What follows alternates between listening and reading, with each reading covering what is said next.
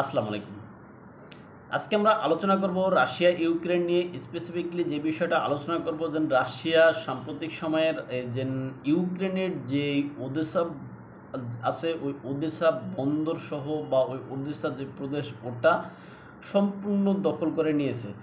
এই যুদ্ধ 4 বছর রানিং। এই 4 বছরের ভিতরে রাশিয়া এবং ইউক্রেন উভয়ের প্রতি পাল্টা হামলা চলমান। এই যুদ্ধে রাশিয়া ক্রমান্বয়ে ইউক্রেনের যে সমস্ত ভূখণ্ড দখল করতেছিল তা অব্যাহত রয়েছে।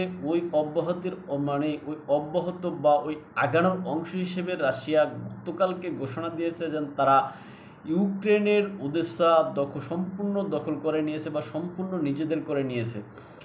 এখন এই যে ওদেসা নিজেদের করে নেয়ার পরে রাশিয়ার কি এখানে বসে থাকবে? এটা আমার কাছে মনে হয় না। রাশিয়ার অবশ্যই সামনের দিকে এগোবে, কেননা রুশ প্রেসিডেন্ট ভ্লাদিমির পুতিন যেই হুঙ্কার পশ্চিমাদের উদ্দেশ্যে দিয়েছেন সেখানে তিনি বলেছেন যে রাশিয়া তার লক্ষ্য বা তার যে উদ্দেশ্য নিয়ে এই ইউক্রেন যুদ্ধ শুরু করেছে তার লক্ষ্যে বা ওই উদ্দেশ্যে অবশ্যই রাশিয়া এখানে পৌঁছানোর জন্য চেষ্টা করবে বা পৌঁছাবে।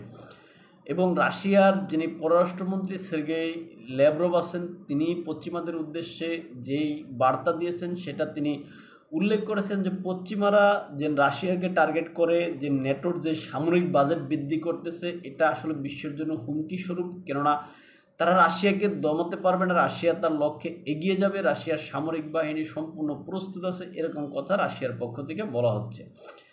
এখন এই যে ইউক্রেনকে কেন্দ্র করে আসলে পশ্চিমারা কতদিন পর্যন্ত ইউক্রেনকে সহযোগিতা দিতে পারবে এবং ইউক্রেন এই ভিক্ষার অস্ত্র বা ভিক্ষা দ্বারা কতদিন পর্যন্ত চলতে পারবে সেটা আসলে দেখার বিষয়।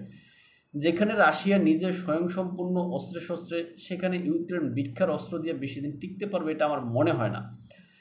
এখানে ইউক্রেন তার এখানে যেই সমস্ত প্রদেশগুলো হারিয়েছে তা আসলে খুবই গুরুত্বপূর্ণ, যেমন খেরসন বলেন, জাফরোজিয়া বলেন, তারপরে হচ্ছে গিয়া ওদেসা এখন সাম্প্রতিক সময়ে যেটা, তারপরে হচ্ছে গিয়ে আপনার আরও অন্যান্য যেই 2-3টা প্রদেশ রাশিয়া দখল করে নিয়েছে। সুতরাং ইউক্রেনের মূল ভূখণ্ডের যে এখানে 25% প্লাস 25 থেকে 28% প্লাস রাশিয়া কিন্তু দখল করে নিল।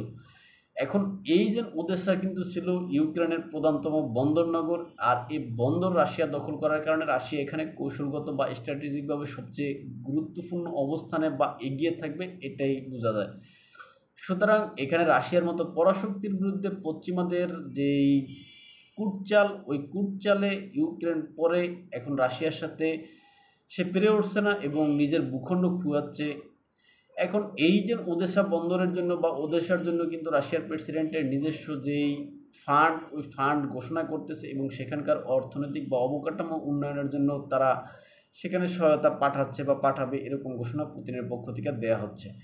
সুতরাং পুতিন কারো চোখ রাঙানি উপেক্ষা এখানে সহ্য করবেন না, তাই তিনি নিজের ইচ্ছা মতো যা কিছু প্রয়োজন বা নিজের যা কিছু টার্গেটের জন্য তিনি নেমেছেন এই যুদ্ধে, তিনি সেটা অর্জন করে থামবেন বলে এটা আমার মনে হয়। তাই ভালো থাকবেন সবাই, দেখাবো অন্য কোনো ভিডিওতে অন্য কোনো বিষয়ে।